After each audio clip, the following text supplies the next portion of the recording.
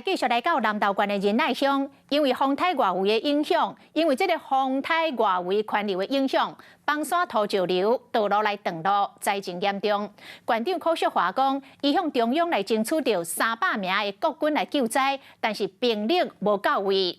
国防部是紧急来宣布，讲8月初5开始，国军就陆续来进驻，初5到初9，总共来投入到844个人来协助救灾。早起柯淑华并无阁对外来回应，南投县的行政处长事后来解说讲，这是资讯的落差。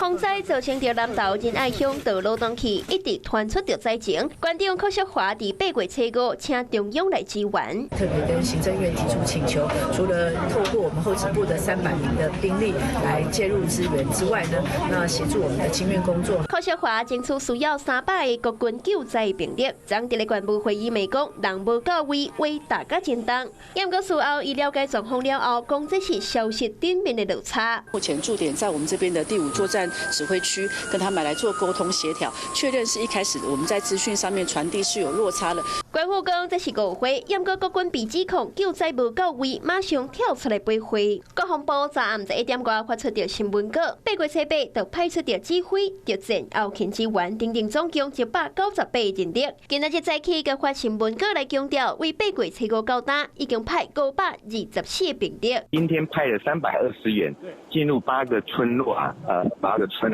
就是在那个土泥的淤积的清淤。官方强调，南投县府第3甲昨日向灾害防救区申请，每天需要100外兵力。国军为8月初5到8月初8陆续进驻524人次，今仔日佮进驻320人次，总共是844人次。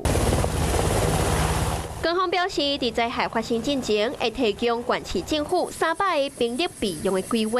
灾害发生了后，会依照每一天县市政府兵力的需求来做调整。目前首要的任务就是先抢通道路，大部队才会当进驻灾区，看道路清除的状况甲消毒的需求来调整兵力，协助清理家园。